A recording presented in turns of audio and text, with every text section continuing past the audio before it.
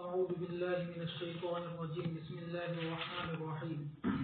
أليس الله بكاف عبده ويخوفونك بالذين من دونه ومن يضلل الله فما له من هاد ومن يهد الله فما له من مضل أليس الله بعزيز ذي انتقام ولئن سألتهم من خلق السماوات والأرض ليقولن الله قل أفرأيتم ما تدعون من دون الله إن أرادني الله بضر هل هن كاشفات ضره أو أرادني برحمة هل هن ممسكات رحمته قل حسبي الله عليه يتوكل المتوكلون قل يا قوم اعملوا على مكانتكم إني عامل فسوف تعلمون من يأتيه عذاب يخزيه ويحل عليه عذاب مقيم. یا اللہ تعالیٰ کافی نہیں اپنے بندے کے لیے اور وہ آپ کو ڈرا رہے ہیں ان سے، ان معبودوں سے جو اللہ کے علاوہ ہے، اور جس کو اللہ تعالیٰ گمراہ کر دے اس کو کوئی ہدایت دینے والا نہیں ہے، اور جسے اللہ تعالیٰ ہدایت دے اسے کوئی گمراہ کرنے والا نہیں ہے. کیا اللہ تعالیٰ زبردست انتقام لینے والا نہیں ہے؟ اور اگر آپ ان سے پوچھیں گے کہ کس نے پیدا کیا آسمانوں اور زمین کو، تو وہ ضرور کہیں گے کہ اللہ نے. آپ کہہ دیجئے کہ کیا تم نے دیکھا نہیں ان کو جن کو تم پکارتے ہو اللہ کے علاوہ، کہ اگر اللہ تعالیٰ مجھے ضرر پہنچانے کا ارادہ کرے تو کیا وہ اس ضرر کو دور کر سکتے ہیں؟ یا اللہ تعالیٰ مجھ پر مہربانی کا ارادہ کرے تو کیا وہ اس کی رحمت کو روک سکتے ہیں؟ آپ کہہ دیجئے کہ اللہ تعالیٰ کافی ہے اور اس پر توکل کرنا چاہیے. توکل کرنے والوں کو آپ کہہ دیجئے اے میرے قوم تم عمل کرو اپنی جگہ پر، بلا شبہ میں بھی عمل کر رہا ہوں. پھر عن قریب تم جان لو گے کہ کس کے پاس آیا عذاب جو اس کو رسوا کر دے گا اور کس پر دائمی عذاب اترتا ہے. اللہ تعالیٰ فرماتے ہیں الیس اللہ بکاف عبدہ، یعنی اللہ تعالیٰ کافی ہے اس کے لیے جو اس کی عبادت کرے، اس پر توکل کرے. اور حدیث میں ہے کہ کامیاب ہو گیا وہ سب جس کو ہدایت دی گئی اسلام کی طرف اور اس کی روزی بقدر کفاف ہو اور اس نے اس پر قناعت کی. وَيُخَوِّفُونَكَ بِالَّذِينَ مِن دُونِهِ، یعنی مشرکین رسول اللہ صلی اللہ علیہ وسلم کو ڈراتے ہیں اور دھمکاتے ہیں اپنے بتوں کے ذریعے سے اور معبودوں کے ذریعے سے جس کو وہ پکارتے ہیں اللہ تعالیٰ کو چھوڑ کر اپنی طرف سے جہالت اور گمراہی کی وجہ سے. اس لیے اللہ تبارک و تعالیٰ نے فرمایا وَمَن يُضْلِلِ اللَّهُ فَمَا لَهُ مِنْ هَادٍ وَمَن يَهْدِ اللَّهُ فَمَا لَهُ مِن مُضِلٍ أَلَيْسَ اللَّهُ بِعَزِيزٍ ذِي انتقام، یعنی وہ طاقتور ہے، بلند و بالا ہے، کوئی نقصان نہیں پہنچا سکتا اس آدمی کو جو سہارا لے اس کی بارگاہ میں اور پناہ پکڑے اس کے دروازے پر، اس لیے کہ وہ زبردست ہے اور کوئی زیادہ غالب نہیں ہے اس کے مقابلے میں اور کوئی زیادہ سخت نہیں انتقام کے اعتبار سے اس کے مقابلے میں ان لوگوں میں سے جنہوں نے اس کے ساتھ کفر کیا اور شرک کیا اور اس کے رسول صلی اللہ علیہ وسلم سے دشمنی رکھی. باری تبارک و تعالیٰ کا فرمان وَلَئِن سَأَلْتَهُم مَّنْ خَلَقَ السَّمَاوَاتِ وَالْأَرْضَ لَيَقُولُنَّ اللَّهُ، یعنی مشرکین اعتراف کرتے تھے کہ اللہ تبارک و تعالیٰ ہی پیدا کرنے والا ہے تمام چیزوں کو، اور اس کے ساتھ ساتھ وہ عبادت کرتے تھے اللہ کے ساتھ اس کے علاوہ کی ان چیزوں کی جو نہ ان کے لیے مالک تھی نقصان کی اور نہ نفع کی. اس لیے اللہ تعالیٰ نے فرمایا قل افرأیتم ما تدعون من دون اللہ ان ارادنی اللہ بضر هل هن کاشفات ضره او ارادنی برحمت هل هن ممسکات رحمته، یعنی وہ کسی بھی چیز کی طاقت نہیں رکھتے حکمہ میں سے. اور حدیث میں ہے کہ تم اللہ کے دین کی حفاظت کرو تو اللہ تمہاری حفاظت کرے گا، اور تم اللہ کے دین کی حفاظت کرو تو تم اس کو اپنے سامنے پاؤ گے، اور تم اللہ کو پہچانو خوشحالی کی حالت میں وہ تم کو پہچانے کا شدت کی حالت میں. قل حسبی اللہ، یعنی اللہ تعالیٰ کافی ہے، علیہ توکلت علیہ فلیتوکل المتوکلون، جیسا کہ حود علیہ السلام نے فرمایا انی توکلت علی اللہ ربی وربکم ما من دابۃ الا هو آخذ بناصیتها ان ربی علی صراط مستقیم. ابن عباس رضی اللہ تعالیٰ عنہما سے روایت ہے، فرمایا کہ جو شخص یہ پسند کرتا ہے کہ وہ لوگوں میں سب سے زیادہ مضبوط ہو جائے تو چاہیے کہ وہ بھروسہ کرے اللہ تعالیٰ پر، اور جو شخص یہ چاہتا ہو کہ وہ لوگوں میں سب سے زیادہ مالدار ہو جائے تو چاہیے کہ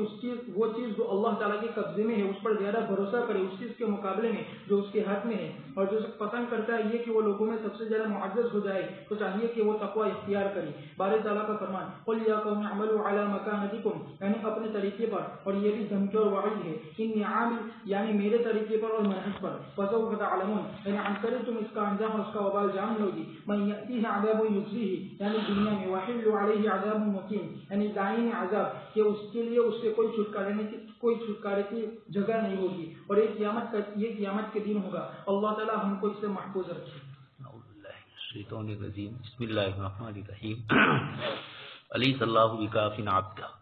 کیا اللہ پاک اپنے بندے کے لیے یعنی آپ صلی اللہ علیہ وسلم کے لیے کافی نہیں ہے؟ اول مصداق آپ صلی اللہ علیہ وسلم ہے. اور اس کے علاوہ ہر زمانے میں جو بھی کفر اور شرک سے مسلمانوں کو ڈرانے والے ہیں ان کے مقابلے میں مومن کو یہاں پر عبد سے تعبیر کیا، لیکن ابتدائی اس کا آپ صلی اللہ علیہ وسلم کی طرف ضمیر لوٹ رہی۔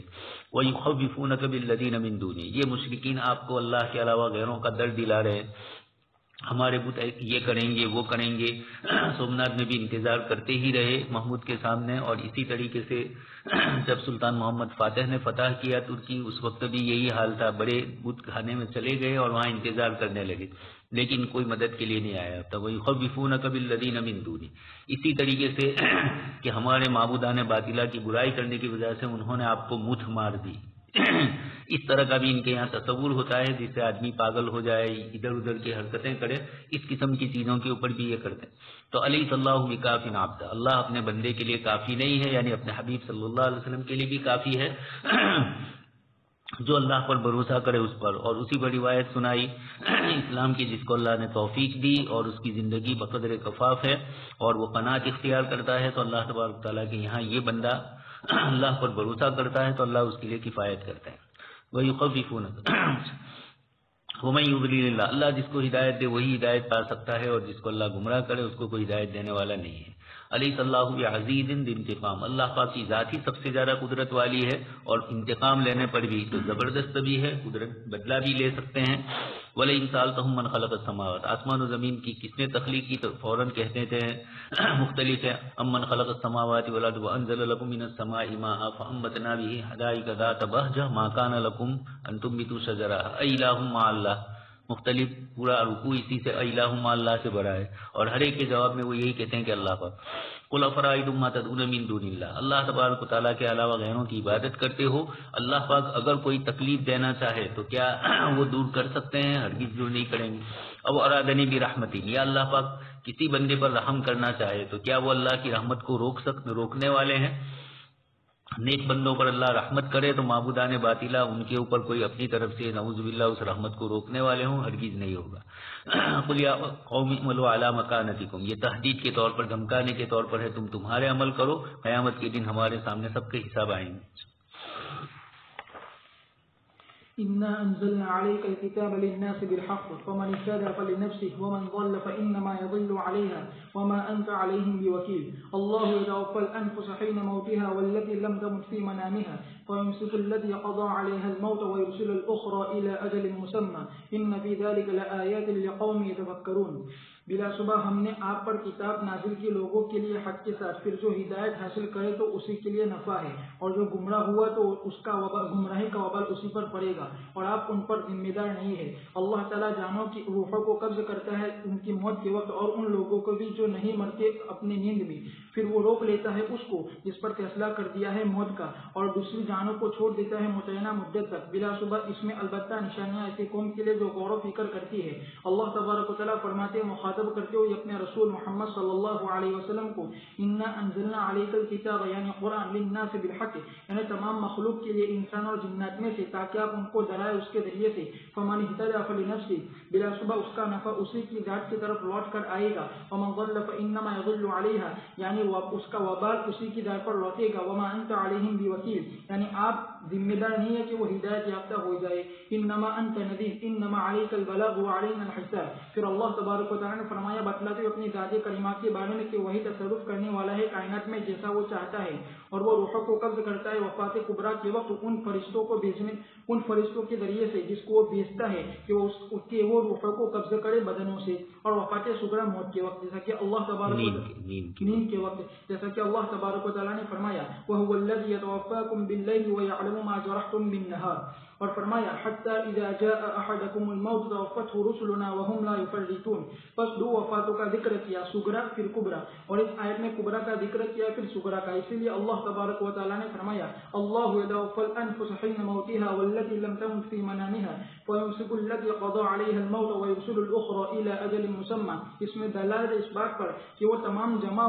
ہوتی ہے ملائے اعلیٰ میں، جیسا کہ صحیح میں وارد ہوا ابو ہریرہ رضی اللہ تعالیٰ عنہ سے فرمایا کہ رسول اللہ صلی اللہ علیہ وسلم نے فرمایا کہ جب تم میں سے کوئی اپنے بستر پر آئے تو چاہیے کہ اس کو جھاڑے اپنے ازار کے اندرونی حصے کے ذریعے سے، اس لیے کہ نہیں معلوم کہ اس کے بعد اس پر کیا ہوا ہے۔ پھر چاہیے کہ وہ کہے کہ تیرے انعام سے اے میرے رب، میں نے اپنا پہلو رکھا ہے اور تیرے حکم سے میں اس کو اٹھاؤں گا۔ اگر تم میری جان کو روک لے تو اس پر رحم فرما، اور اگر تو اس کو چھوڑ دے تو اس کی حفاظت کر جس طرح تو نے اپنے نیک بندوں کی حفاظت کی۔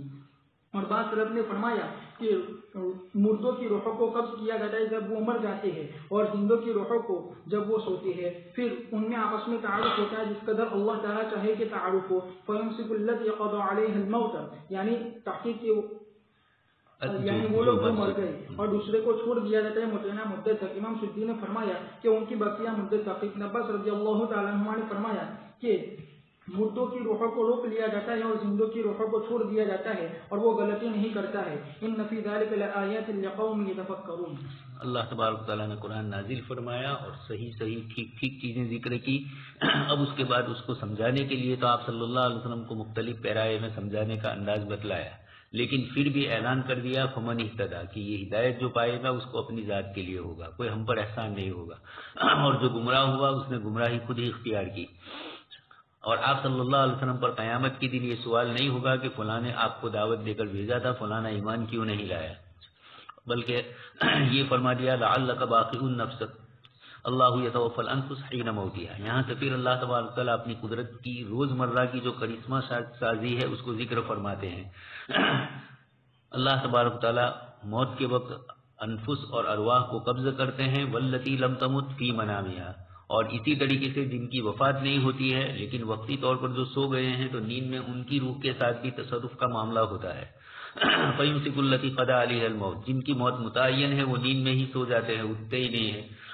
اور وَيُرْسِلُ الْأُخْرَى إِلَىٰ أَجَلٍ مُّسَمًّى، ان کی روح کو چھوڑ دیا جاتا ہے۔ وہ تعبیر یہ کیا کہ دونوں روحیں ہمارے قبضے میں ہوتی ہے، ہم جس کو چاہتے ہیں زندہ رکھتے ہیں اور جس کو چاہتے ہیں اپنے پاس بلانے کے بعد واپس دنیا میں نہیں بھیجتے ہیں، نیند میں ہی وہ سو جائے۔ یہ روح ربانی، روح نفسانی، اس طرح کی بہت ساری حضرات ائمہ تفسیر نے روح کے سلسلے میں ذکر کیا۔ خواب کی حقائق جہاں ذکر کی علماء مفسرین نے وہاں دونوں قسمیں بتلائی۔ تو اللہ تبارک تعالیٰ روح تو قبضہ کرتے ہیں۔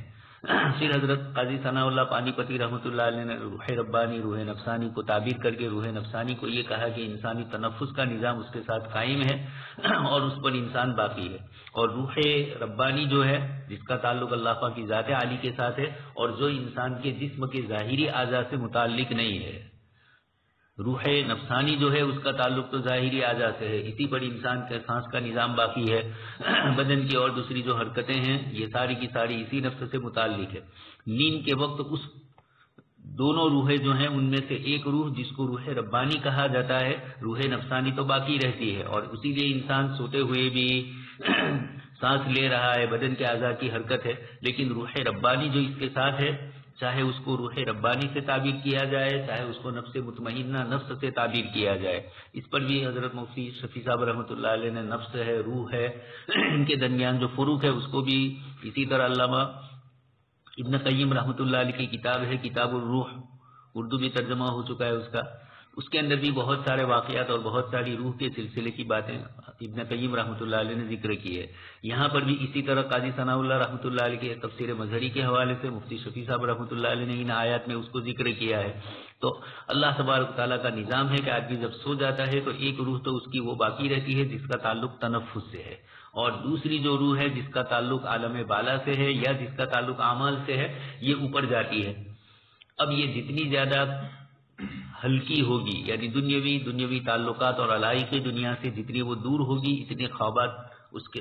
صاف اور شفاف ہوں گے، اور جتنی اس کے اندر کثافت ہوگی دنیا اور مادی چیزیں رات دن سوچی ہوئی ہوگی تو پھر دنیا ہی کی چیزیں خواب میں آتی ہے۔ تو یہ خواب کے ساتھ بھی اس کا تعلق ہے روح ربانی کا، اور یہ جو روح نفسانی ہے اللہ تبارک تعالیٰ اس کی ایک مخصوص حیت اور مخصوص شکل کو لے لیتے ہیں، صرف تنفس کا نظام باقی رہتا ہے، انسان سویا ہوا ہے مردے کے درجے میں ہو جاتا ہے، اور اس وقت اس کی روح کی کچھ چیزیں جس کا تعلق عالم تنفس سے ہیں اس میں بھی کچھ فرق پڑتا ہے. حضرت مفتی شفیع صاحب کا بھی یہ کہنا ہے, قاضی ثناء اللہ صاحب کا بھی. اس لیے آیت میں جو تعبیر کیا فَيُمْسِكُوا اور وَيُرْسِلُوا, یہ خود دلیل ہے اس بات کی کہ اللہ کے قبضے میں ہے, اور اس کو پہلی آیت میں اللہ یتوفی الانفس پورا وصول کرنا. پھر توفی پر پوری بحثیں آتی ہے, اس لیے کہ قادیانیت نے حضرت عیسیٰ علیہ السلام کے لیے جو متوفی کا ورافی کا لفظ آیا اس میں گڑبڑ کی ہے. لیکن حضرت مولانا منظور چنیوتی رحمۃ اللہ علیہ فرماتے تھے, جو بڑے مناظر تھے پاکستان کے, کہ ان کے ساتھ ان بحثوں میں الجھنے کا نہیں ہے قادیانیوں کے ساتھ. ان کے ساتھ تو سیدھی غلام محمد قادیانی کی جو بکواسات ہے اسی کو زیادہ ذکر کرنا ہے. أم اتخذوا من دون الله شفعاء قل أولو كانوا لا يملكون شيئا ولا يعقلون قل لله الشفاعة جميعا له ملك السماوات والأرض ثم إليه ترجعون وإذا ذكر الله وحده اشمأزت قلوب الذين لا يؤمنون بالآخرة وإذا ذكر الذين من دونه إذا هم يستبشرون. یا انہوں نے اللہ کے علاوہ کو سفارشی اللہ کو چھوڑ کر سفارشی بنا لیے ہے. آپ کہہ دیجیے اگرچہ وہ کسی بھی چیز کے مالک نہ ہو, چاہے وہ کسی چیز کے مالک نہ ہو, اور عقل نہ رکھتے ہو, آپ کہہ دیجیے کہ ساری کی ساری شفاعت اللہ ہی کے لیے ہے اور اسی کے لیے آسمان و زمین کی سلطنت ہے. پھر اسی کی طرف تم لوٹائے جاؤ گے. اور جب ذکر کیا جاتا ہے اللہ کو جو تنہا ہے تو ان کے دل سکڑ جاتے ہیں جو ایمان نہیں رکھتے ہیں آخرت پر. اور جب ذکر کیا جاتا ہے ان لوگوں کا جو اللہ کو چھوڑ کر ہے تو وہ بڑے خوش ہو جاتے ہیں. اللہ تعالیٰ فرماتے ہیں مذمت بیان کرتے ہیں مشرکین کے بارے میں, ان کے اللہ کو چھوڑ کر سفارشی بنا لینے کے بارے میں, اور وہ بت ہے اور شرکا ہے جس کو انہوں نے اپنی طرف سے بنا لیا ہے بغیر دلیل و برہان کے. اور یہ ایسے ہے کہ وہ معاملے میں سے کسی بھی چیز کے مالک نہیں ہے, اور ان کے پاس نہ عقل ہے جس کے ذریعے سے وہ سمجھتے ہو, اور نہ کان ہے جس کے ذریعے سے وہ سنتے ہو, اور نہ آنکھ ہے جس کے ذریعے سے وہ دیکھتے ہو, بلکہ وہ جمادت ہے جن کی حالت بہت سے حیوانات سے بھی زیادہ بری ہے. پھر اللہ تبارک و تعالیٰ نے فرمایا قل, یعنی کہ محمد صلی اللہ علیہ وسلم ان گمان کرنے والوں کو کہ جنہوں نے اپنے لیے سفارشی بنا لیا اللہ کے پاس, ان کو بتلائیے کہ سفارش نفع نہیں دے گی اللہ کے پاس مگر اسی کے لیے جس سے وہ راضی ہو جائے اور جس کے لیے وہ اجازت دے. پھر تم تمام کا لوٹنا اسی کی طرف ہے. من ذا الذی یشفع عنده الا باذنہ له ملک السماوات والارض, یعنی وہی تصرف کرنے والا ہے تمام چیزوں میں. ثم الیہ ترجعون, یعنی قیامت کے دن پھر تمہارے درمیان فیصلہ کرے گا اپنے انصاف سے اور بدلہ دے گا ہر ایک کو اس کے عمل کے مطابق. پھر اللہ تبارک و تعالیٰ نے فرمایا مذمت بیان کرتے ہیں مشرکین کی نیز, وَإِذَا ذُكِرَ اللَّهُ وَحْدَهُ, یعنی جب ان کے مشرکین کی بھی وَإِذَا ذُكِرَ اللَّهُ وَحْدَهُ, یعنی جب کہا جاتا ہے لا الہ الا اللہ وحدہ,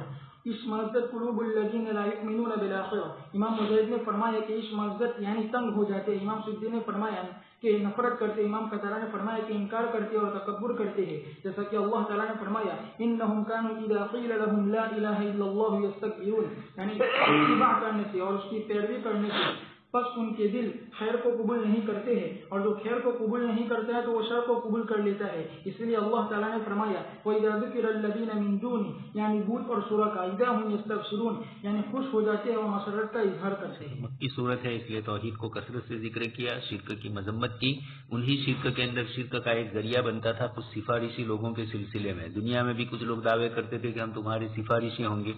اور خود اپنے اعتبار سے بھی شیطان نے ان کو جو شرک کی طرف لگایا تو اس میں یہی وایا جسے ہمارے بڑے بڑے حضرات کہتے ہیں اس طرح, تو یہ بیچ میں سفارشی اور اس طرح کے وایا کرنے ہر زمانے میں رہا. اللہ تبارک تعالیٰ نے فرمایا کہ یہ کچھ کام نہیں آنے والے ہیں. لا یملکون شیئا ولا یعقلون, نہ بیچارے کچھ سمجھ رکھتے ہیں. جو غیر ذویل ارواح ہے مورتیوں کی شکل میں پتھروں کی وہ تو ہے ہی, لیکن جو زندہ ہے جن کو انہوں نے دنیا میں اپنا سفارشی سمجھ لیا, اتخذوا اربابا من دون اللہ, اللہ کو چھوڑ کر اتخذوا احبارهم ورهبانهم,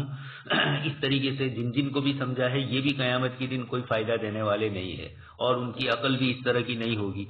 اگر وہ غیر ذویل عقل ہے تب تو سوال ہی نہیں ہے, اور اگر عقل ہے لیکن عقل نے صحیح کام نہیں کیا تو اسی لیے نیچے فرمایا وَلَيْسَ لَهُمْ عَقْلٌ تُعْقَلُ بِهِ, ایسی عقل نہیں ہے جو ان کی سمجھ اور سوچ اور فکر کی دعوت دے. اس لیے اللہ تبارک و تعالیٰ نے معبودان باطلہ کو بھی اور جو پرستش کرنے والے ہیں اللہ پاک نے ان کو بل ہم اضل فرمایا, جانوروں سے بھی زیادہ بدتر. ان شر الدواب عند اللہ الصم البکم الذین لا یعقلون قل للہ الشفاعۃ جمیعا, سفارش کا اختیار صرف اور صرف ایک اللہ پاک کے پاس ہوگا, کسی کو بھی نہیں دیا جائے گا جب تک من ذا الذی یشفع عنده الا باذنہ. آسمان و زمین کی ساری حکومتیں اسی کے قبضے میں ہیں، سب کو اسی کی طرف جانا ہے۔ اللہ پاک پھر مشرکین کے متعلق فرماتے ہیں کہ جب ان کی مجلسوں میں ایک اللہ کا ذکر ہوتا ہے، اس کی تکبیر، اس کی تعریف، اس کی عظمت کا ذکر کیا جاتا ہے تو اشمئزت قلوب الذین لا یؤمنون بالآخرہ، تو آخرت پر ایمان نہ لانے والی جو قومیں ہیں ان کے دلوں کے اندر نفرت پیدا ہوتی ہے، وہ چاہتے ہیں کہ یہ مضمون ختم ہو، اس کا تذکرہ نہ ہو، انقبضت منقبض ہو جاتے ہیں۔ وَإِذَا ذُكِرَ الَّذِينَ مِن دُونِهِ، اور جب اللہ کے علاوہ غیروں کی باتیں ہوتے ہیں تو خوشیاں مچانے لگتے ہیں۔ یہ ان کی کیفیت ہے۔ ایمان والوں کی کیفیت دوسری ہے، ایک اللہ کی تعریف کی جاتی ہے تو وہ خوش ہوتے ہیں، اور شرک کی چیزیں ہوتی ہیں تو مسلمان کو تکلیف ہوتی ہے۔ قل اللهم فاطر السماوات والأرض عالم الغيب والشهادة أنت تحكم بين عبادك فيما كانوا فيه يختلفون ولو أن للذين ظلموا ما في الأرض جميعا ومثله معه لافتدوا به من سوء العذاب يوم القيامة وبدا لهم من الله ما لم يكونوا يحتسبون وبدا لهم سيئات ما كسبوا وحاق بهم ما كانوا به يستهزئون۔ آپ کہہ دیجئے اے اللہ، یہ آسمان و زمین کے پیدا کرنے والے اور مخفی اور ظاہری باتوں کو جاننے والے، تو ہی فیصلہ کرے گا اپنے بندوں کے درمیان ان چیزوں میں جس میں اختلاف کر رہے تھے، اور اگر ہو جائے ان لوگوں کے لیے جنہوں نے ظلم کیا، ہو جائے وہ تمام چیزیں اس زمین میں ہیں اور اس کے مانند اس کے ساتھ، تو وہ اس کو فدیے میں دے ڈالیں گے برے عذاب کے بدلے قیامت کے دن، اور ان کے سامنے ظاہر ہو جائے گا اللہ کی طرف سے وہ جس کا وہ گمان بھی نہیں کرتے ہیں،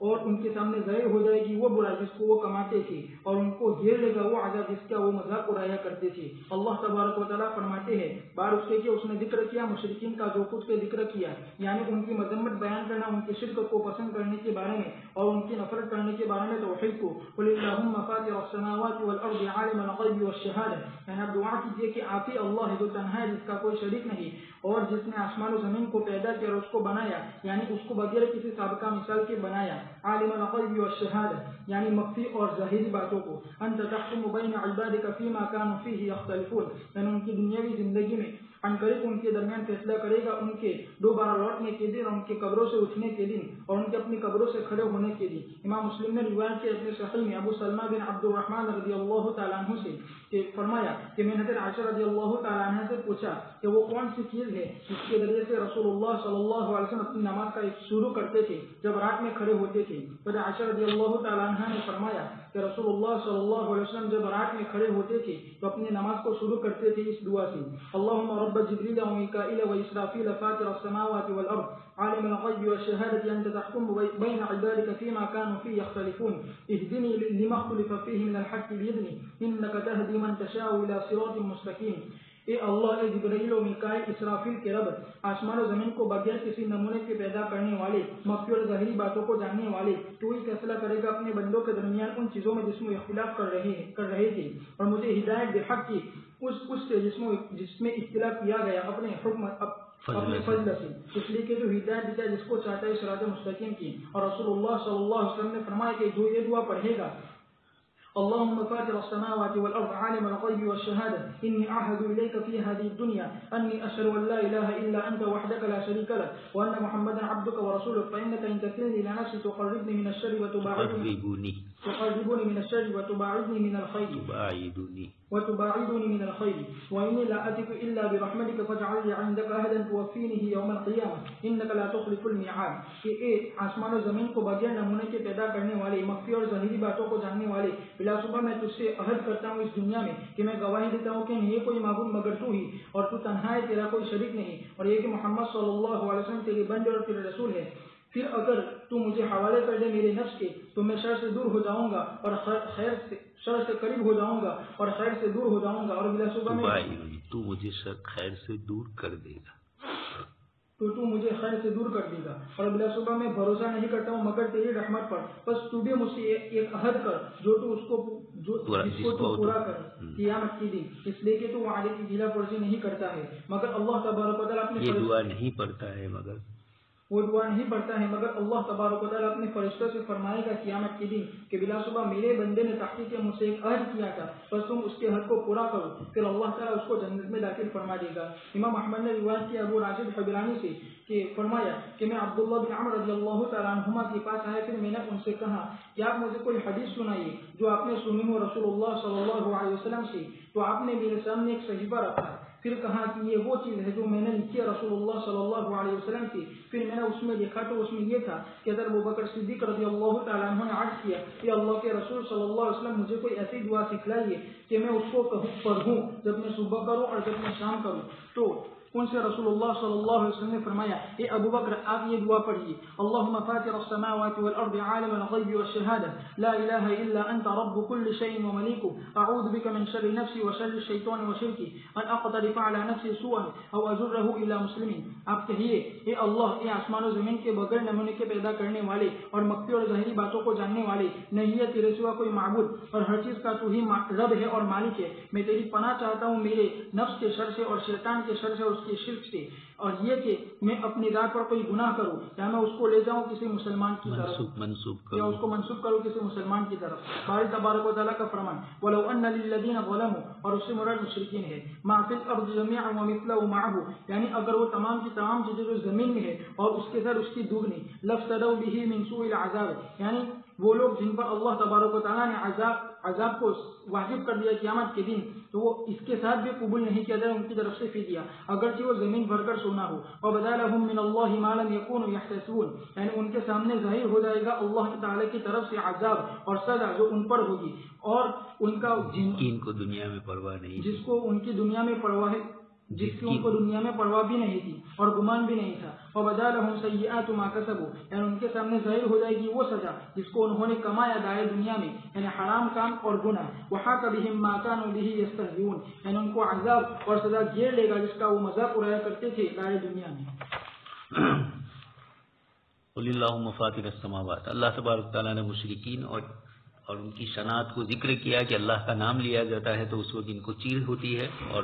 غیر اللہ کے ناموں پر خوش ہوتے ہیں۔ اللہ پاک فرماتے ہیں کہ ان کو فرما دیجئے کہ فاطر السماوات والارض، آسمان و زمین کو پیدا کرنے والی ذات، عالم الغیب والشہادہ،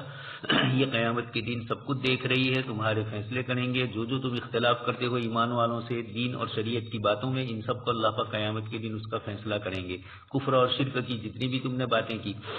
وَلَوْ أَنَّ لِلَّذِينَ ظَلَمُوا، اس وقت کیفیت یہ ہوگی کہ یہ مشرکین اور یہ ظالمین پوری زمین بھر کر جو کچھ ہو سکتا ہے، وَمِثْلَهُ مَعَهُ، اور اس کے مانند دوسرا بھی ڈبل لے آئے، لَافْتَدَوْا بِهِ، یہ چاہیں گے اپنی طرف سے کہ کاش کہ اس کا فدیہ دے دے۔ ایک تو یہ کہ دنیا پر ان کا اختیار نہیں ہے، ان کی کوئی چیز کا وہاں تو اپنی جو دنیا کی چیزیں تھی وہ بھی اس کا مالک نہیں رہے گا، تو پوری زمین کا مالک ہونا یہ اس کے بس میں نہیں ہے۔ زمین کا جتنا سونا ہے، دوسری آیتوں میں وہ بھی فرمایا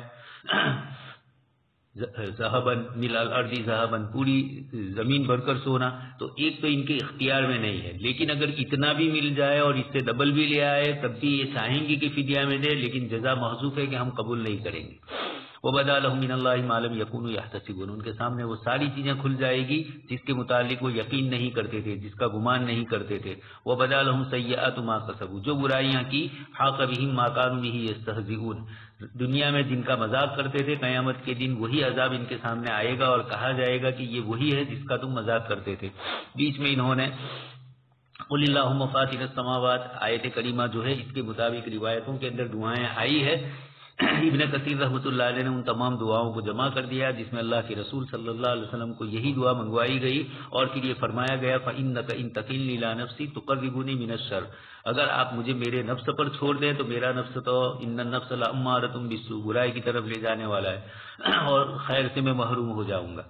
اور پھر اس کے بعد یہ بھی فرمایا کہ آپ مجھ سے عہد کیجئے کہ آپ وعدہ خلافی آپ نہیں کرتے ہیں، اس لیے یقیناً جو عہد کریں گے آپ اس کو پورا فرمائیں گے۔ جب یہ دعا بندہ پڑھتا ہے تو اللہ پاک اس کو جنت میں داخل کریں گے۔ حضرت عمرو بن عاص رضی اللہ تعالیٰ عنہ ان کا صحیفہ مشہور ہے اس لیے کہ سب سے پہلے وہ روایتیں جو کتابت حدیث کے سلسلے کی حضرت عبداللہ ابن عمرو بن عاص سے شروع ہوئی، آپ لکھتے تھے، اور ایک مرتبہ کچھ لوگوں نے کہا آپ کو کہ ہر چیز مت لکھا کرو، آپ صلی اللہ علیہ وسلم تک کبھی غصے میں بھی ہوتے ہیں، تو عبداللہ بن عمرو بن عاص نے وہ لکھنا چھوڑ دیا۔ آپ صلی اللہ علیہ وسلم کو پتہ چلا، فرمایا کہ کیوں چھوڑا، تو کہا کہ اس لیے، فرمایا کہ نہیں، میری رضامندی اور خوشی کے موقع پر بھی میں جو کہوں وہ بھی دین ہوتا ہے، اور غصے میں کہتا ہوں اللہ پاک نے مجھے کنٹرول دیا ہے، اس لیے میرے غصے کی حالت کے متعلق کوئی فرق نہیں پڑتا ہے۔ ویسے حضور نے خود دوسروں کو منع فرمایا، لا یغضی القاضی وہو غضبان لا یغضی القاضی، قاضی ایسے موقع پر فیصلہ نہ کرے جس وقت کہ وہ غضبناک ہو، لیکن چونکہ آپ صلی اللہ علیہ وسلم کو اللہ پاک نے اختیار دیا ہے، اس لیے آپ صلی اللہ علیہ وسلم نے یہ بحث آتی ہے حضرت زبیر رضی اللہ تعالیٰ عنہ اور ایک انصاری کے درمیان باغ کے پانی میں سینچنے کے سلسلے میں، جو آپ صلی اللہ علیہ وسلم نے پہلے کہا کہ تھوڑا کچھ لے لو اور پھر پڑوسی کے لیے چھوڑ دو، لیکن جب پڑوسی نے کہا انکان ابن عمتی کا، آپ کی پھوپھی کے لڑکے ہیں اس لیے، تو پھر حضور ناراض ہوئے اور عدل فرمایا آپ نے، تو پہلے فضل فرمایا تھا۔ خیر، تو عبداللہ بن عمرو بن عاص رضی اللہ تعالیٰ عنہ کا صحیفہ کتابت وحی میں جو لوگ اعتراض کرتے ہیں، اشکال کرتے ہیں، امام بخاری رحمۃ اللہ علیہ اور امام مسلم وغیرہ، یہ تو 3 صدی کی پیداوار ہے، اور ان حضرات کے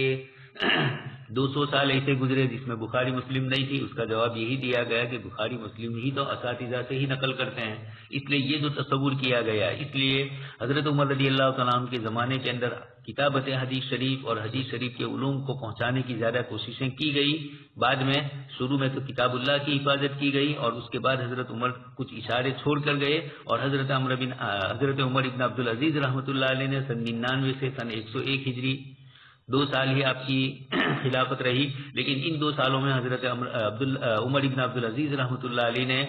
محدثین کو جمع کیا اور کتابت وحی اور آپ صلی اللہ علیہ وسلم کی روایتوں کو باقاعدہ ترتیب دینے کا شروع کیا۔ عبد الرحمن المہدی اور دوسرے پھر حضرات آئے اور ان حضرات نے اس طریقے سے اس کو شروع کیا۔ تو حضرت عمرو بن عاص رضی اللہ تعالیٰ عنہ کا صحیفہ، اسی طرح حضرت ابو ہریرہ والا، حمام ابن منبہ والا، ڈاکٹر حمید اللہ صاحب نے اس کو باقاعدہ ایڈٹ کروایا اور پھر اس کے بعد اس کو چھپوایا پیرس سے۔ تو یہ پرانے سے پرانی حدیث شریف کے مضامین ہمارے پاس پہنچ رہے ہیں اتنے سالوں کے بعد بھی، یہی صداقت کی دلیل ہے۔ اس صحیفے میں حضرت ابوبکر صدیق کی دعا لکھی ہوئی تھی، وہ دعا وہی ہے جو رات دن حزب الاعظم وغیرہ میں پڑھی جاتی ہے۔ فإذا مس الإنسان ضر دعانا ثم إذا خولناه نعمة منا قال إنما أوتيته على علم بل هي فتنة ولكن أكثرهم لا يعلمون قد قالها الذين من قبلهم فما أغنى عنهم ما كانوا يكسبون فأصابهم سيئات ما كسبوا والذين ظلموا من هؤلاء سيصيبهم سيئات ما كسبوا وما هم بمعجزين أولم يعلموا أن الله يبسط الرزق لمن يشاء ويقدر إن في ذلك لآيات لقوم يؤمنون۔ پھر جب انسان کو کوئی ضرر پہنچتا ہے تو وہ ہم کو پکارتا ہے، پھر جب ان کو نعمت ادا کرتے ہیں ہماری طرف سے تو کہتا ہے کہ بلا شبہ یہ مجھے دی گئی میرے علم کے بنا پر، بلکہ یہ آزمائش ہے، اور لیکن ان میں سے اکثر لوگ نہیں جانتے ہیں۔ تحقیقی یہ بات کہی ان لوگوں نے جو ان سے پہلے تھی، پھر ان کو کوئی فائدہ نہیں دیا ان باتوں نے جو انہوں نے کمائی، پھر ان کو پہنچی جس کو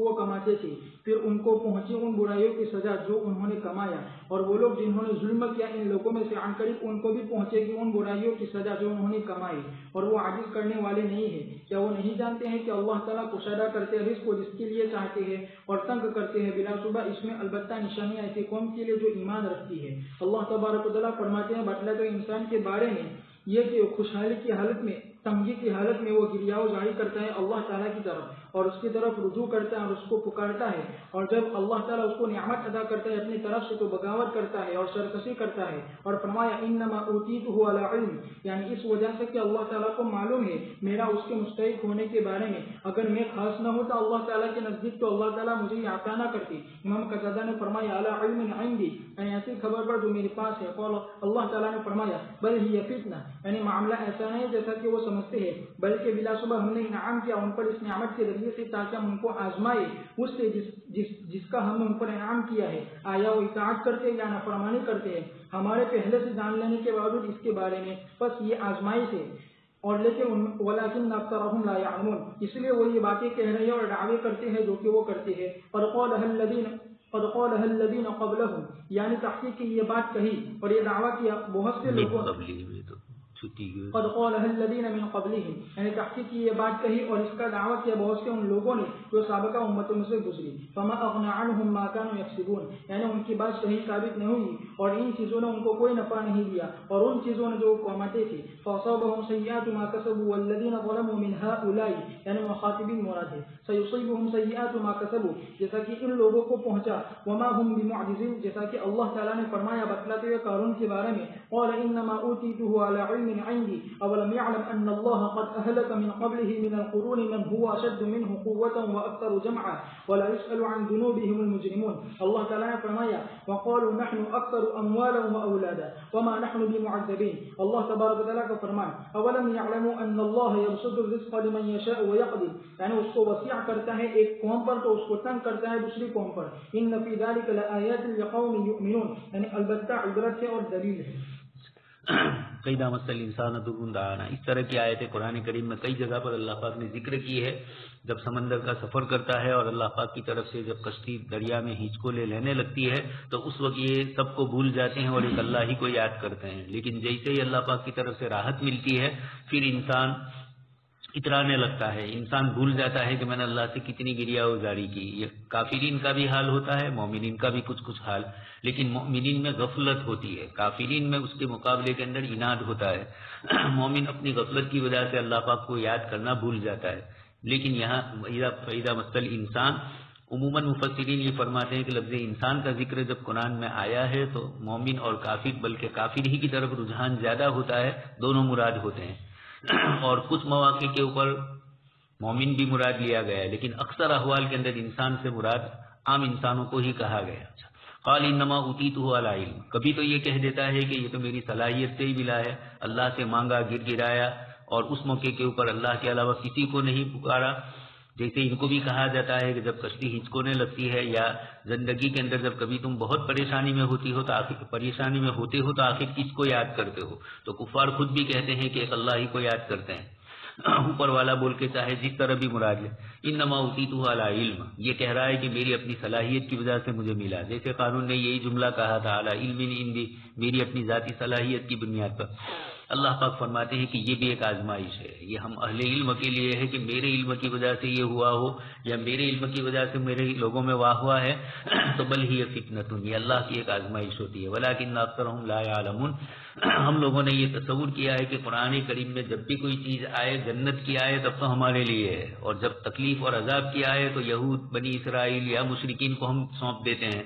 قرآن کریم قیامت تک کی انسانیت کے لیے آیا ہے، اس لیے سب سے پہلے اس کا خطاب ہمیں اپنی ہی طرف متوجہ کرنا ہے کہ یہ آیت مجھے ہی کہہ رہی ہے. خاص کر کے علماء یہود اور علماء بنی اسرائیل کے جو قصے قرآن کریم نے ذکر کیے ہیں. اللہ تبارک تعالیٰ نے، قارون خود بھی ایک بڑا عالم تھا، جاننے والا تھا، بلام ابن باورا یہ بھی جاننے والا تھا، لیکن اللہ تبارک تعالیٰ کی طرف سے ان کے لیے بھی ہلاکت آئی. تو علم بھی فتنہ بن سکتا ہے، بل ہی فتنۃ، اس آیت میں قرآن نے علم ہی کو فتنہ فرمایا ہے، چاہے وہ علم دنیاوی ہو چاہے دینی ہو. قد قالها الذين من قبلهم فما اغنى عنهم ما كانوا يكسبون. اللہ پاک فرماتے ہیں کہ ایسی شرارتیں پچھلی امتوں نے بھی کی اور پھر جب اللہ کا عذاب آیا عاد و ثمود پر تو کوئی بچا نہیں سکا. فاصابهم سیئات ما كسبوا، ان کی برائیوں کا بدلہ اللہ نے دے ہی دیا. والذین ظلموا من هؤلاء سيصيبهم، اور اس وقت جو لوگ ہیں ظالم ان کو بھی قیامت کے دن یہ سب کچھ ملنے والا ہے. قل يا عبادي الذين أسرفوا على أنفسهم لا تقنطوا من رحمة الله إن الله يغفر الذنوب جميعا إنه هو الغفور الرحيم وأنيبوا إلى ربكم وأسلموا له من قبل أن يأتيكم العذاب ثم لا تنصرون واتبعوا أحسن ما أنزل إليكم من ربكم من قبل أن يأتيكم العذاب بغتة وأنتم لا تشعرون أن تقول نفس يا حسرة على ما فرطت في جنب الله وإن كنت لمن الساخرين أو تقول لو أن الله هداني لكنت من المتقين أو تقول حين ترى العذاب لو أن لي كرة فأكون من المحسنين ولقد جاءتك آياتي فكذبت بها واستكبرت وكنت من الكافرين. اب کہہ دیجیے اے میرے وہ بندو جنہوں نے اپنی جانوں پر زیادتی کی، تم مایوس مت ہو جاؤ اللہ تعالیٰ کی رحمت سے، بلا شبہ اللہ تعالیٰ تمام گناہوں کو معاف کر دیتا ہے، بلا شبہ بہت زیادہ بخشنے والا نہایت رحم کرنے والا ہے. اور تم رجوع کرو تمہارے رب کی طرف اور اس کی فرما برداری کرو قبل اس کے کہ تمہارے پاس عذاب آ جائے، پھر تمہاری نصرت نہیں کی جائے گی. اور تم احسن بات کی اتباع کرو جو تمہاری طرف نازل کی گئی تمہارے رب کی طرف سے قبل اس کے کہ تمہارے پاس عذاب آ گئے اچانک اور تم کو محسوس بھی نہ ہو، اور تم محسوس نہ کر سکو. کہیں کوئی شخص یہ نہ کہے کہ ہائے افسوس اس پر کہ میں نے کوتاہی کی اللہ تعالیٰ کے حق میں اور بلا شبہ میں مذاق کرنے والوں میں سے تھا. یا یہ کہے کہ اگر اللہ تبارک و تعالیٰ مجھے ہدایت دیتا تو میں متقی لوگوں میں سے ہوتا. یا یہ کہے جس وقت وہ عذاب کو دیکھ لے کہ اگر میرے لیے دوبارہ پلٹنا ہوتا تو میں نیکوکاروں میں سے ہو جاؤں گا. کیوں نہیں، تحقیق تمہارے پاس آ چکی میری آیتیں، پھر تم نے اس کو جھٹلایا اور تکبر کیا اور تم کافروں میں سے تھا. یہ آیت کریمہ اس آیت کریمہ میں دعوت ہے ان تمام لوگوں کے لیے جو نافرمان ہیں کافروں اور ان کے علاوہ توبہ کی طرف اور انابت کی طرف، اور یہ بتلانا ہے کہ اللہ تبارک و تعالیٰ معاف کر دیتا ہے تمام گناہوں کو اس کے لیے تو اس سے توبہ کرے، اس سے رجوع کرے، اگرچہ کتنے ہی ہو اور کب کے بھی ہو، اگرچہ زیادہ ہو اور سمندر کی جھاگ کے برابر ہو۔ اور اس آیت کو محمول کرنا توبہ کے علاوہ پر صحیح نہیں ہے، توبہ کے علاوہ پر محمول کرنا، توبہ کے علاوہ پر اس کو محمول کرنا صحیح نہیں ہے، اس لیے کہ شرک معاف نہیں کیا جائے اس شخص کے لیے تو اس سے توبہ نہ کرے۔ ابن عباس رضی اللہ تعالیٰ عنہ سے روایت ہے کہ بہت سے لوگ اہل شرک میں سے جو تھے انہوں نے تحقیق بہت قتل کیے اور خوب کیے اور زنا کیا اور خوب زنا کیے، پھر وہ آئے محمد صلی اللہ علیہ وسلم کے پاس، بس انہوں نے کہا کہ بلا شبہ وہ بات جو آپ فرماتے ہیں اور جس کی طرف آپ دعوت دیتے ہیں وہ بہت اچھی ہے، اگر آپ ہمیں خبر دیں، اگر آپ ہمیں خبر دیں یہ کہ ہمارے عمل کا کفارہ کیا ہوگا، تو یہ انا لما عملنا، جب ہم اس کو کریں تو کفارہ ہو جائے گا، کہ جب ہم اس کو کریں تو کفارہ ہو جائے گا، تو آیت کریمہ نازل ہوئی والذین لا يدعون مع اللہ الہا آخر ولا يقتلون النفس التي حرم اللہ الا بالحق ولا يزنون، اور یہ آیت کریمہ نازل ہوئی قل یا عبادی الذین اسرفوا علی انفسهم لا تقنطوا من رحمت اللہ۔ توبہ مولا رسول اللہ صلی اللہ علیہ وسلم سے روایت ہے کہ میں نے رسول اللہ صلی اللہ علیہ وسلم کو فرماتے ہوئے سنا کہ نہیں زیادہ پسند ہے میرے لیے دنیا اور وہ تمام چیزیں اس میں اطاعت کے مقابلے میں قل یا عبادی الذین اسرفوا علی انفسهم آخر آیت۔ اور عمر بن عنبسہ رضی اللہ تعالیٰ عنہ سے روایت ہے کہ ایک شخص رسول اللہ صلی اللہ علیہ وسلم کی خدمت میں آیا جو بڑا بوڑھا تھا اور اپنے عصا پر تیغ لگائے ہوئے تھا، پر اس نے کہا اے اللہ کے رسول بلا شبہ میرے چھوٹے بڑے بہت سے گناہ ہیں، کیا میری مغفرت ہو سکتی ہے؟ تو رسول اللہ صلی اللہ علیہ وسلم نے فرمایا کیا تو گواہی دیتا ہے کہ اللہ کے نہیں دیتا ہے، کیا تو گواہی نہیں دیتا ہے کہ اللہ کے سوا کوئی معبود نہیں؟ تو اس نے کہا کیوں نہیں، اور میں یہ بھی گواہی دیتا ہوں کہ آپ اللہ کے رسول ہیں۔ تو رسول اللہ صلی اللہ علیہ وسلم نے فرمایا تحقیق کے تیرے چھوٹے بڑے سارے گناہ معاف کر دیے گئے۔ امام احمد سے روایت ہے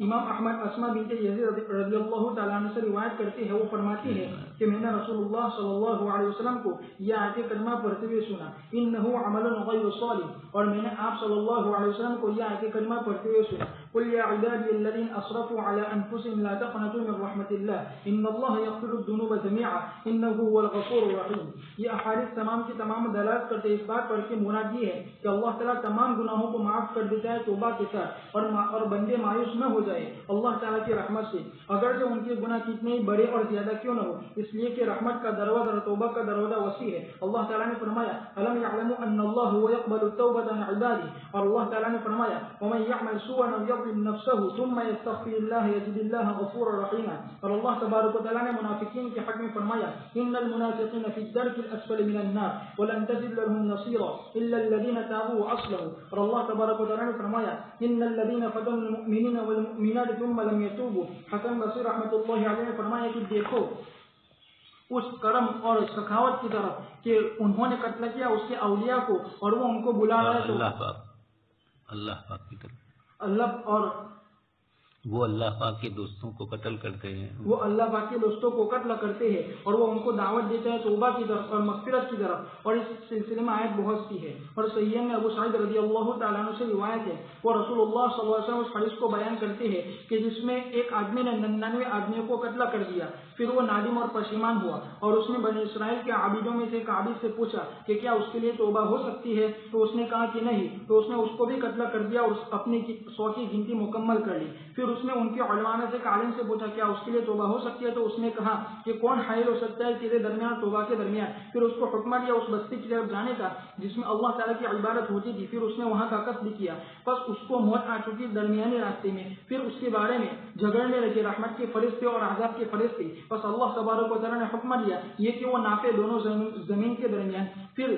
جس زمین سے زیادہ وہ قریب ہوگا تو وہ اسی زمین میں سے ہوگا، بس انہوں نے پایا اس زمین سے زیادہ قریب جس کی طرف اس نے ہجرت کی تھی ایک بارش، پھر رحمت کے فرشتوں نے اس کی روح کو قبضہ کیا۔ یہ حدیث بالمعنی ہے اور تحقیقی ہم نے اس کو دوسری جگہ میں اس کے الفاظ کے ساتھ لکھا ہے۔ ابن عباس رضی اللہ تعالیٰ عنہما نے فرمایا باری تعالیٰ کے اس فرمان میں قل یا عبادی الذین اسرفوا علی انفسهم، اصل آیت فرمایا کہ اللہ تعالیٰ دعوت دیتا ہے اپنی مغفرت کی طرف اس کو جو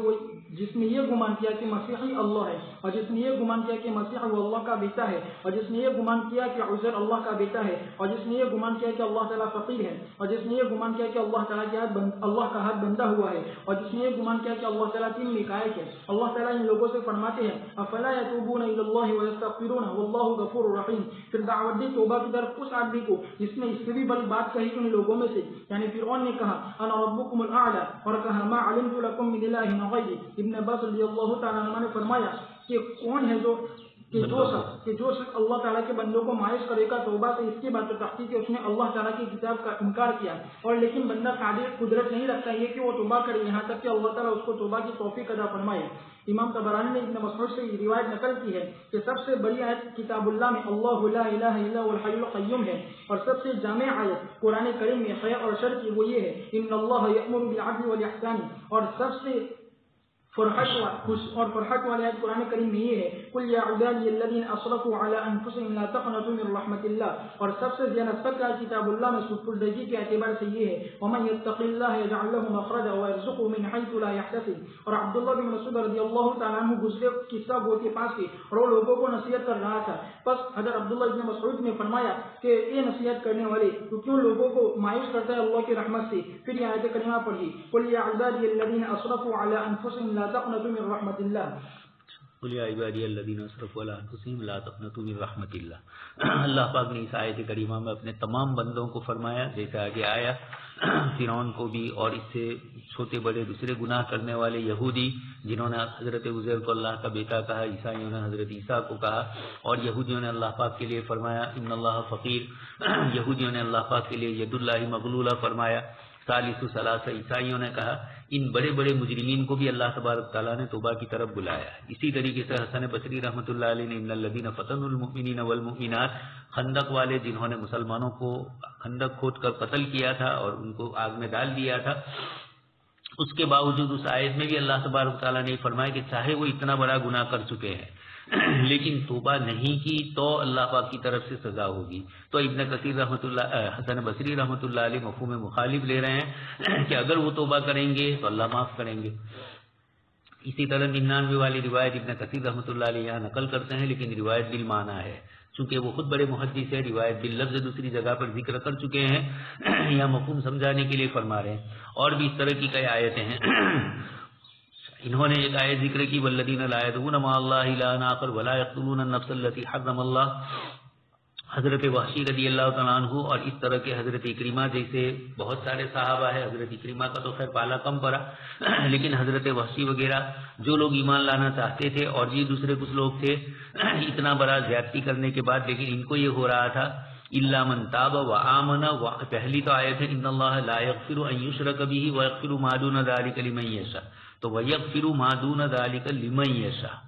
وعدہ نہیں ہے، اللہ کی مشیت کے اوپر موقوف ہے، تو اس سے وہ ڈر گئے۔ پھر دوسری آیت نازل ہوئی آمنوا وعملوا الصالحات، جو لوگ ایمان لائے اور اعمال صالحہ کیے، اور اسی طرح والذین لا یدعون مع اللہ، ان میں بھی گناہوں کے سلسلے کا ذکر کیا، تو کہا کہ اگر ایمان لانے کے بعد پھر یہ گناہ ہو گئے تو ہم تو بخشائے نہیں رہے۔ تو پھر اللہ تبارک تعالیٰ نے ایک اور آیت نازل فرمائی قل یا عبادی الذین اسرفوا، اس آیت کریمہ میں اللہ تبارک تعالیٰ نے فرما دیا صاف کہ جنہوں نے بھی زیادتی کی ہے اللہ کی رحمت سے مایوس نہ ہو۔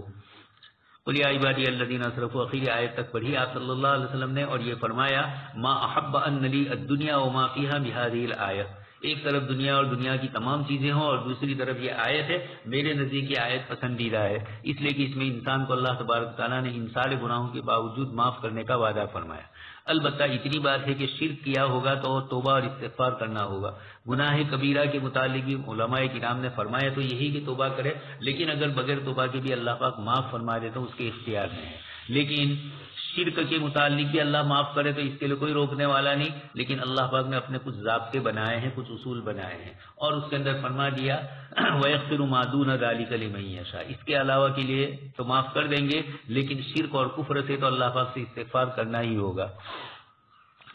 آگے بھی آپ صلی اللہ علیہ وسلم سے ایک صحابی آئے بڑی عمر کے، اور انہوں نے حضور سے فرمایا کہ میرے بہت سارے گناہ ہیں، میری بخشش ہوگی۔ آپ نے فرمایا کہ کیا تم توحید نہیں مانتے ہو؟ کہا کہ ہیں، بلکہ میں تو رسالت کو بھی مانتا ہوں۔ تو پھر آپ صلی اللہ علیہ وسلم نے ان کو بشارت دی اس قسم کی کئی آیتیں ہیں. الم یعلم ان اللہ هو يقبل التوبہ عن عباده ومن يعمل سوءا او يظلم نفسه. اس طرح کی اور بھی بہت ساری آیتیں. ان المنافقین فی الدرک الاسفل من النار، ایک طرف ان کے عذاب کو ذکر کیا لیکن فوراً آگے فرمایا الا الذین تابوا واصلحوا، نفاق سے جو اپنے آپ کو واپس لے آئے تو اللہ پاک نے معاف کر دیا. عبداللہ ابن مسعود جس وائس کو روک رہے تھے چونکہ وہ لوگوں کو زیادہ ڈرا رہے تھے، ورنہ ایک اور دوسرا قصہ بھی روایتوں میں آتا ہے کہ ایک بڑے بزرگ تھے اور وہ یعنی تابعی، اور وہ لوگوں کو ڈرا رہے تھے. تو کچھ لوگوں نے کہا کہ یہ آیتیں بھی تو ہے قرآن کریم کی. فرمایا کہ یہ آیتیں ان لوگوں کے لیے ہے جو آیت کے تقاضوں پر عمل کرے، اور تم لوگ چونکہ گناہوں ہی کی طرف مائل ہوتے ہو اس لیے میں تم کو یہ آیتیں عذاب والی بتلاتا ہوں. ان حدیث کا تذکرہ جس میں مایوسی ممانعت آئی ہے. انس بن مالک رضی اللہ تعالیٰ عنہ سے روایت ہے کہ میں نے رسول اللہ صلی اللہ علیہ وسلم کو فرماتے ہوئے سنا، قسم ہے اس ذات کی جس کے قبضے میں میری جان ہے، اگر تم خطائیں کرو کہ یہاں تک کہ تم بھر دو تمہاری خطاؤں سے اس خلا کو جو آسمان و زمین کے درمیان ہے، پھر تم اللہ تعالیٰ سے استغفار کرو کہ تو اللہ تعالیٰ تم کو ضرور معاف کر دے گا. اور قسم ہے اس ذات کی جس کے قبضے میں محمد صلی اللہ علیہ وسلم کی جان ہے، اگر تم خطا نہیں کرو گے تو اللہ تعالیٰ ایسی قوم کو لے آئے گا جو خطا کرے گی، پھر وہ اللہ سے استغفار کریں گے تو اللہ تعالیٰ ان کو معاف کر دے گا. ابو ایوب انصاری رضی اللہ تعالیٰ سے روایت ہے کہ انہوں نے فرمایا جس وقت ان کی وفات کا وقت قریب تھا کہ میں نے تم سے ایک چیز چھپائی ہے جس کو میں نے سنا ہے رسول اللہ صلی اللہ علیہ وسلم سے. آپ فرماتے ہیں کہ اگر تم گناہ نہیں کرو گے تو اللہ تعالیٰ ایسی قوم کو پیدا کرے گا جو گناہ کرے گی، پھر ان کی مغفرت کر دی جائے گی. ابن عباس رضی اللہ تعالیٰ عنہ سے روایت ہے کہ رسول اللہ صلی اللہ علیہ وسلم نے فرمایا کہ گناہ کا کفارہ ندامت ہے. رسول اللہ صلی اللہ علیہ وسلم نے فرمایا اگر تم گناہ نہ کرتے تو اللہ تعالیٰ ایسی قوم کو لیا جائے جو گناہ کرتے تھے، ان کی مغفرت کر دی جائے گی. پھر اللہ تبارک و تعالیٰ نے ابھارا اپنے بندوں کو جلد توبہ کرنے کی طرف. فرمایا وانیبوا، پھر فرمایا وانیبوا الی ربکم واسلموا لہ، یعنی تم رجوع کرو اللہ کی طرف اور اس کی فرما برداری کرو من قبل ان یأتیکم العذاب ثم لا تنصرون، یعنی توبہ کی طرف جلدی کرو اور نیک عمل کی طرف قبل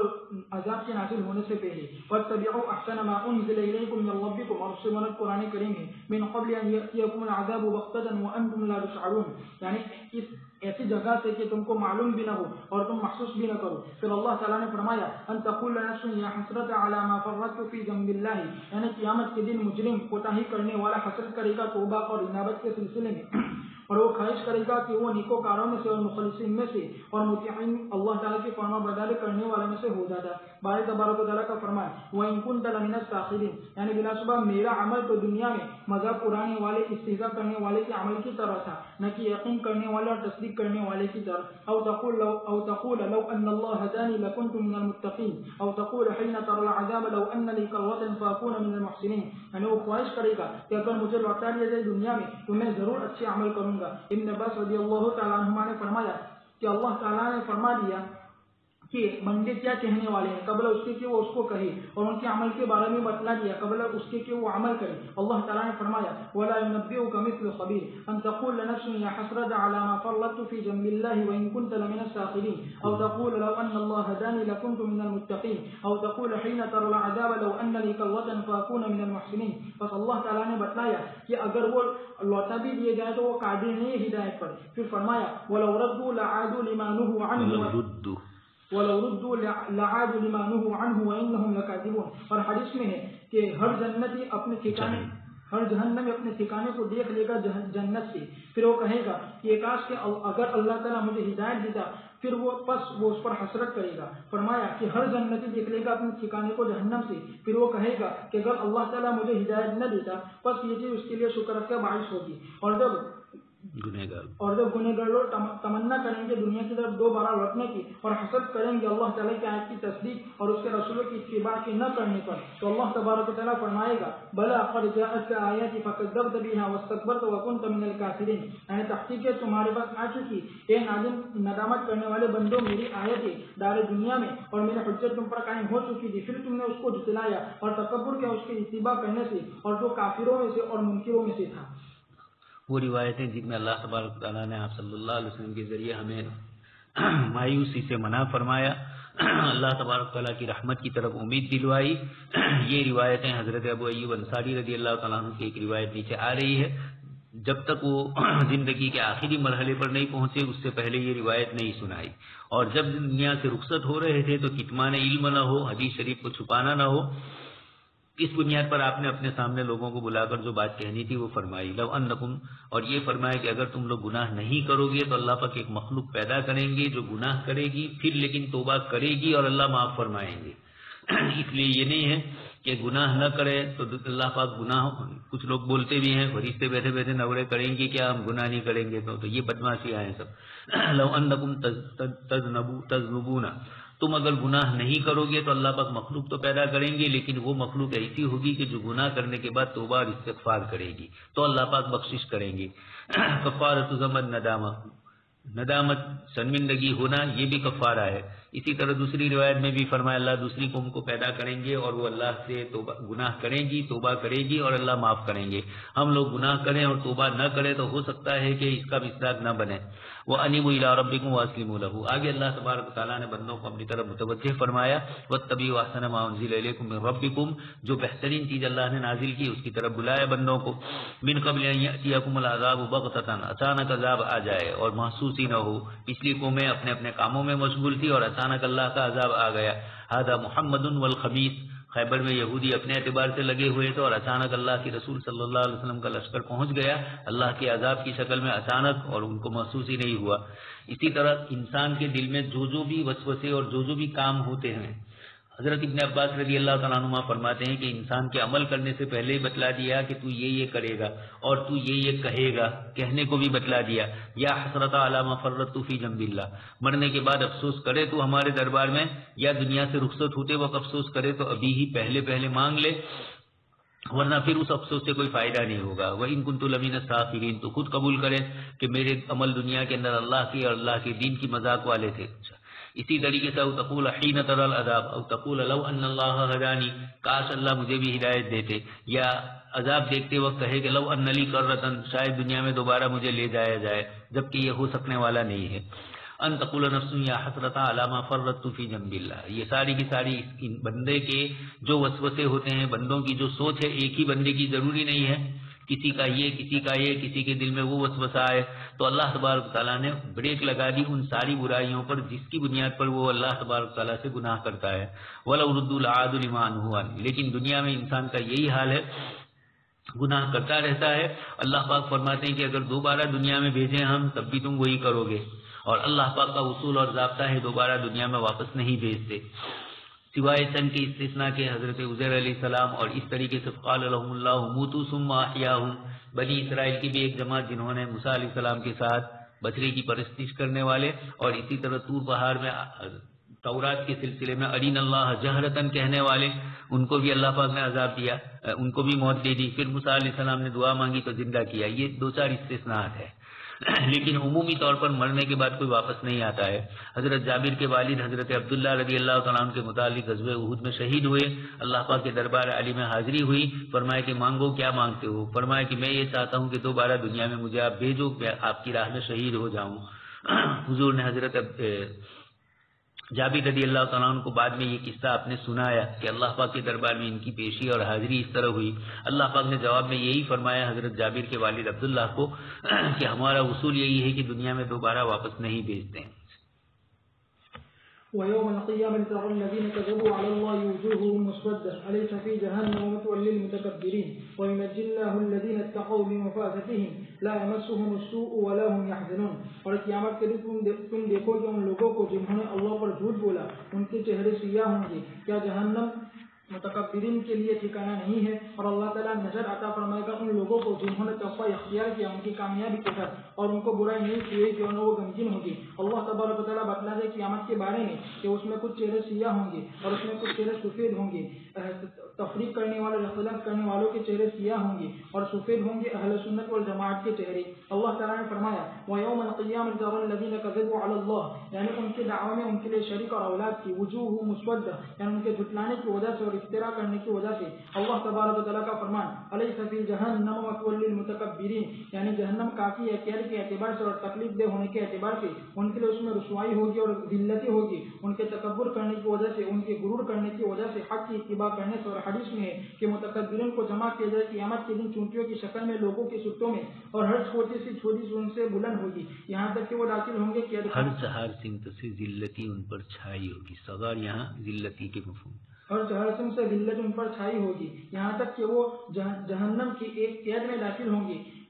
جہنم کی قید خانے میں داخل ہوں گے، ایک وادی میں جس کو بولس کہا جاتا ہے یعنی آگوں کی آگ، اور ان کو پلایا جائے گا جہنم والوں کے دھون میں سے اور ان کے پیٹ میں سے۔ باری تبارک و تعالیٰ کا فرمان وَيُنَجِّي اللَّهُ الَّذِينَ اتَّقَوْا بِمَفَازَتِهِمْ، یعنی اس سعادت مندی کی وجہ سے جو انہوں نے پہلے کی اور اللہ تعالیٰ کے نزدیک کامیابی کی وجہ سے، لا يَمَسُّهُمُ السُّوءُ یعنی قیامت کے دن، وَلَا هُمْ يَحْزَنُونَ یعنی وہ غمگین نہیں ہوں گے بڑی سی بڑی گھبراہٹ سے، ان کو غمگین نہیں کرے گی، ان کو غمگین نہیں کرے گی بڑی گھبراہٹ، بلکہ وہ امن کی حالت میں ہوں گے ہر گھبراہٹ سے، اور بچا لیے جائیں گے ہر شر سے، اور پائیں گے ہر خیر کو۔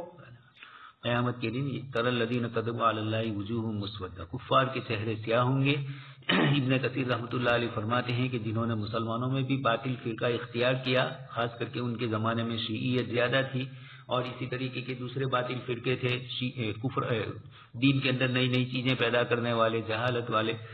تو ابن کثیر رحمۃ اللہ علیہ نے اہل سنت والجماعت کے متعلق فرمایا کہ ان کے چہرے روشن ہوں گے، اور جو اہل سنت والجماعت کے علاوہ صحابہ کرام کا برا بھلا کہنے والے،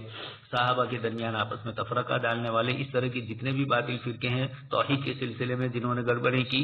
یہ اہل سنت والجماعت سے علیحدہ ہے۔ ما انا علیہ و اصحابی، پوری روایت کا خلاصہ اہل السنت والجماعت ہے۔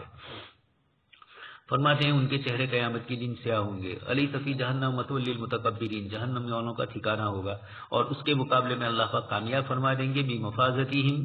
تقوی اختیار کرنے والوں کو، لا یمسہم السوء ولا هم یحزنون، وہاں کوئی ان کو تکلیف نہیں ہوگی۔ جہنمیوں کے سلسلے میں نیچے روایت ذکر کی، جہنم میں ایک بہت بڑی وادی ہے، کچھ روایتوں میں ہے کہ جہنم بھی اس سے پناہ چاہتی ہے، اور وہ آگوں کی آگ ہوگی، انتہائی شدید عذاب ہوگا اس میں۔